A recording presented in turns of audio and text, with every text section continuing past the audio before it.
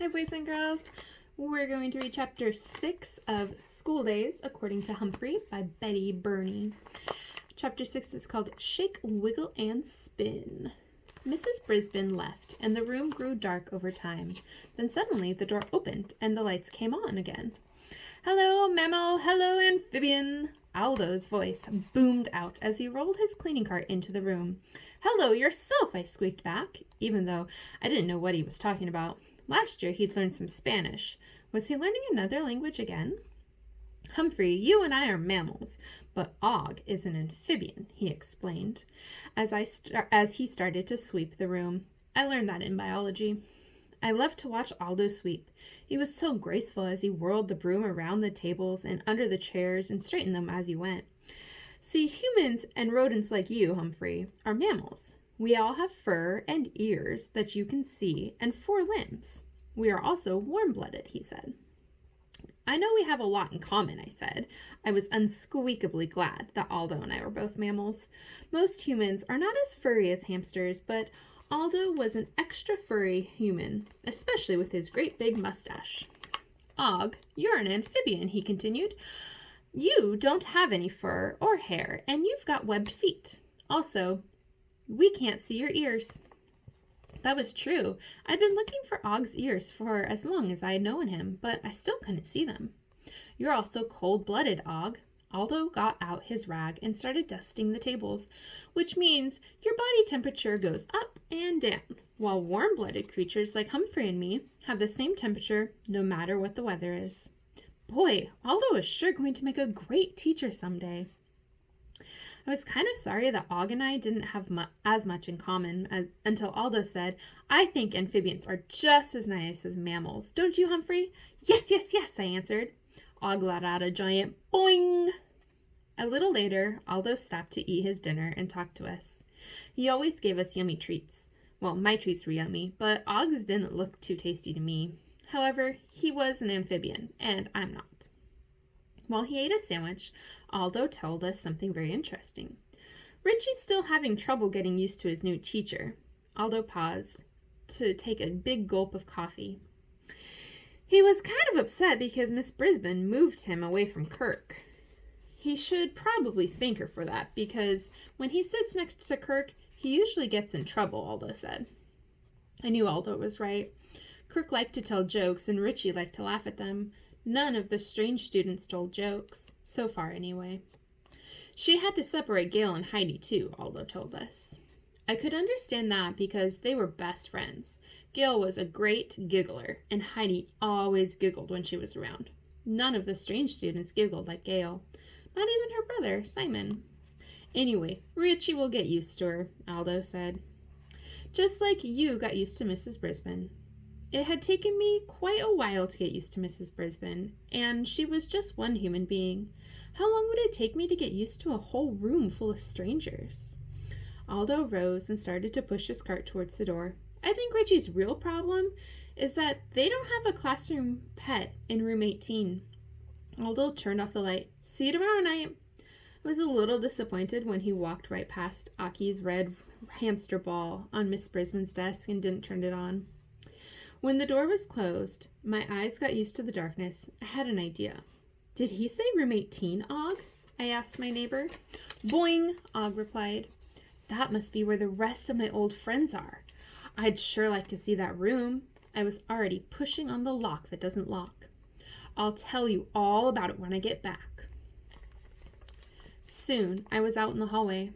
I knew that room 18 wasn't to the left of room 26. So I turned right and scurried down the hall. It had those dim lights to guide me, but the school with no children in it is unsqueakably quiet.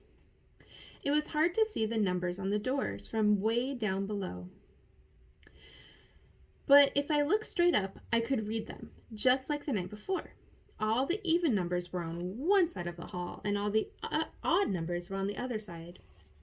So I read them, 24, 23, 22, 21, 20. I ran out of hallway before I got to room 18. So I took a sharp left, and the hallway continued. There was room 19, and across from it, room 18. I was a little nervous about sliding under an unfamiliar door. After I'd gotten stuck, but this time the gap between the door and the floor was nice and wide. Phew.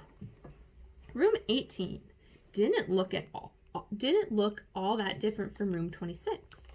There were tables and chairs, chalkboards and teachers' desks. There were even a long table by the window, like the one where my cage and Og's tank sit. But instead of mammals and amphibians on the tables, there was a neat row of boxes, each labeled with a name. I skittered across the floor to get a better look and saw the names of some of my good friends from last year. Gail and Heidi, AJ and Richie, Kirk and Tabitha, along with names that I'd never seen before.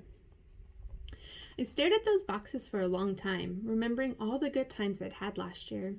Then, suddenly, lights began to flash. My insides did a flip-flop.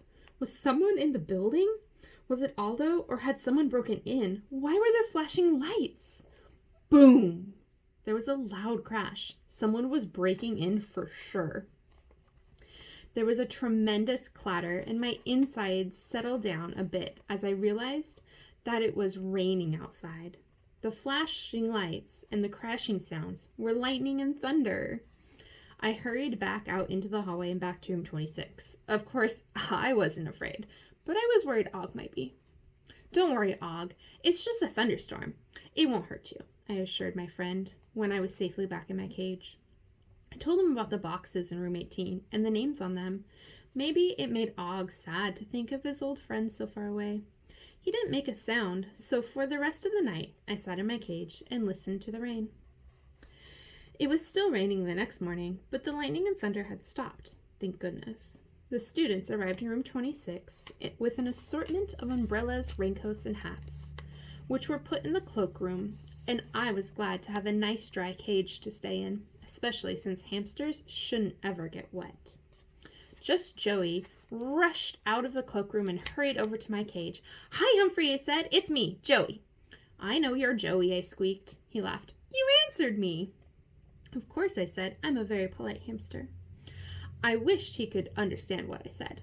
"Humphrey, I had a hamster once. His name was Giggles, because he made little sounds that kind of sounded like giggles," he said. "What happened to him?" I asked. "I don't have him anymore." Joey suddenly looked sad. He, D-I-E-D. I guess he thought I couldn't spell, but I knew what D-I-E-D meant. "I wanted another hamster, but my parents got me a dog instead," he explained. "Skipper. I like Skipper, okay? I love him, but I still think of good old Giggles." "Of course you do. He was your friend, I said." "I'm unsqueakably sorry." "No, you're giggling too." Joey's face lit up. "I like that." Well, I hadn't meant to giggle, but I was happy if I had made Joey feel better. When Joey ran off to join his friends, I told myself that whenever he was near my cage, I was going to giggle. I climbed up my tree branch all the way to the tippy top of my cage. More students came in, looking damp and drippy. "Boy, that thunder last night was so loud it shook the whole house and our pictures fell down," Thomas announced when he arrived. "Even my teeth shook." "Thomas T. True. Is that really true?" Miss Brisbane asked. Thomas shrugged. "That's what it felt like anyway." When Miss Brisbane took attendance, Harry was missing again. She shook her head when she read his name, but he finally showed up in the middle of reading. "Did you get an excuse from the office?" Miss Brisbane asked. Harry reached in his pocket and pulled out a slip of paper. "Dad drove me, and we got caught in traffic," he said. I thought that made sense, and on a very wet day, and Miss Brisbane didn't say anything. Harry went into the cloakroom to hang up his jacket. The other students kept on reading. But Harry didn't come out of the cloakroom, so Miss Brisbane went back in there to check on him.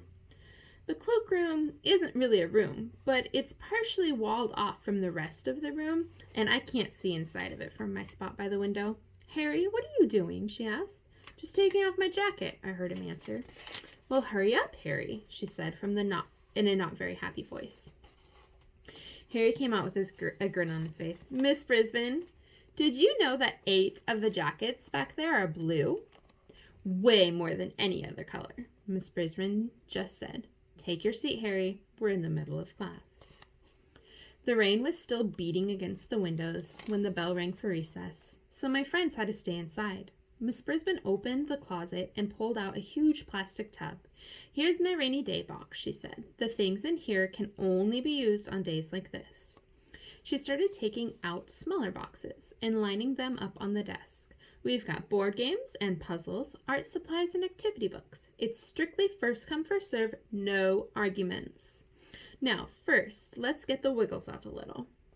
Then the most amazing thing happened. Miss Brisbane stretched her arms way over her head and wiggled her fingers. "Stretch and wiggle," she said. Most of the students stood up. Rosie managed to stretch and wiggle right in her wheelchair. I put my paws up on the side of my cage and stretched too. I wiggled my whiskers at the same time. None of the other students could do that. Next, Miss Brisbane started rolling her head around. "Wiggle your heads," the students did. They all looked pretty silly, but I tried it too. "Wiggle your shoulders," she continued. "Wiggle your arms." I wasn't sure about my shoulders and arms, so I just wiggled everything. "Wiggle your hips," she said. "Wiggle your knees." I'd never seen Miss Brisbane act so unsqueakably silly before. The students were wiggling like crazy, and they were giggling too. "Wiggle your toes and wiggle your nose," Miss Brisbane even giggled at that one. I'm very good at wiggling my nose. I've had a lot of practice. "Now shake." Miss Brisbane shook her whole body. "Shake your problems away." The kids shook their bodies and laughed out loud. "Okay, settle down," Miss Brisbane said. "Now that the wiggles are over, you may come up and pick out a rainy day activity." The students all headed toward the desk, including Rosie. "That's okay, Rosie," Holly said, stopping her. "I'll pick something out." "Thanks, but I'd like to choose my own," Rosie said, rolling right past Holly. Simon was the first one at the desk. He grabbed a board game. "Who wants to play this with me?" he said. Small Paul and Tall Paul both came forward and said, "Me." "Hey, Paul comes in 2 sizes, giant and miniature," Simon joked. The 2 Pauls didn't think that was funny. Neither did I. They both backed away. "Never mind," said Small Paul, and he headed back to the table and took out a book. "Og, did you see that?" I squeaked. Og splashed it around in his tank. Thomas decided to play the game with Tall Paul and Simon. Rosie joined them, and Holly raced up and said she'd like to play too. Simon checked out the box. "Sorry, only 4 can play. First come, first serve." Holly looked disappointed until Kelsey asked her to work on a puzzle with her. Phoebe grabbed art supplies and was busy gluing things to bright pieces of paper, and Joey joined her. By the time Hurry Up Harry got up to the desk, there wasn't much left in the box. Are you feeling all right, Harry?" Mrs. Brisbane asked him. "I'm fine," he said. "You know," she continued, "if you could be on time for school the whole week, maybe you could be the first student to take Humphrey home for the weekend. Would you like that?" Harry nodded. "Would I? Yes."